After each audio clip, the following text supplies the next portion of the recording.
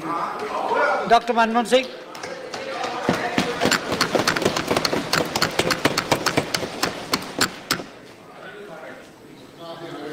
Mr. Chairman, sir, I rise to highlight some of the problems that have arisen after the decision to demonetize 500 rupees and 1000 rupee currency note. Prime Minister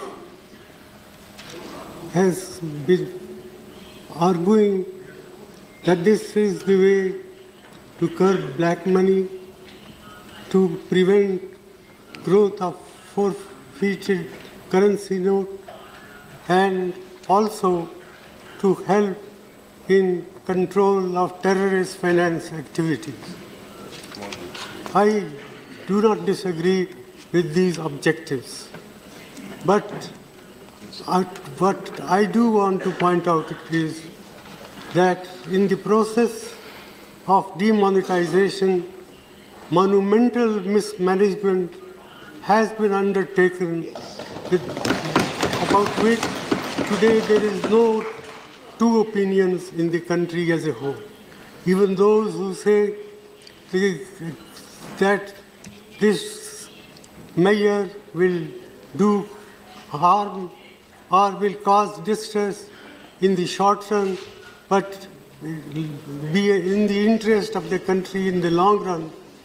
Well, I am reminded of what John Keynes said once, in the long run, all of us are dead. And therefore, it is important to take note of the grievances of the people, the ordinary people who have suffered as a result of this imposition on the country overnight by the Prime Minister.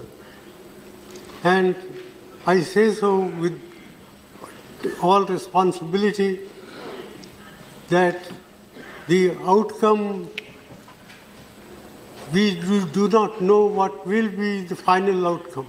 Prime Minister has said that we should wait for 50 days.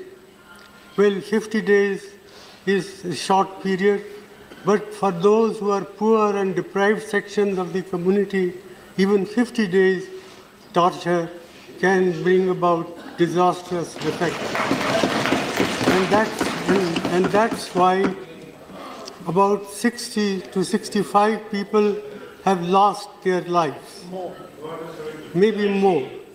And what is more is, what has been done can weaken and erode our people's confidence in the currency system and in the banking system. One, I would like to know from the Prime Minister the names of any countries he may think of where people have deposited their money in the banks, but they are not allowed to withdraw their money. This alone, I think, enough to condemn what has been done in the name of greater good for the people in the world. And, sir, I would further like to point out that, in my opinion, this scheme of monetization, the way it has been implemented, will hurt agricultural growth in our country, will hurt small industry, will hurt all those people who are in the informal sectors of the economy. And my own feeling is that the national income, that is the GDP of the country, can decline by about 2 percentage points as a result of what has been done. This is an underestimate, not an overestimate.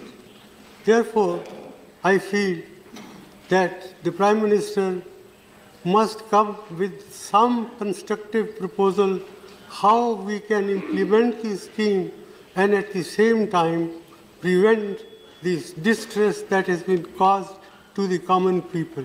It is no good that every day the banking system comes with modification of the rules, the conditions under which people can withdraw money. That reflects very poorly on the Prime Minister's office, on the Finance Minister's office, and on the Reserve Bank of India.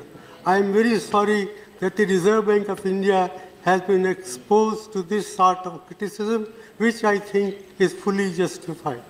I therefore not like to say much more than this. I urge upon the Prime Minister to find practical, pragmatic ways and means to relieve the distress of the people who happen to be a great majority of our people. After all, 90% of our people work in the informal sector. 55% of our workers in agriculture are feeling distress. The cooperative banking system, which serves large number of people in the rural areas, is non-functional. It has been prevented from handling cash. So, in all these measures convince me that the way the scheme has been implemented, it's a monumental management failure, and in fact, it is a case of organized loot and legalized plunder of the government.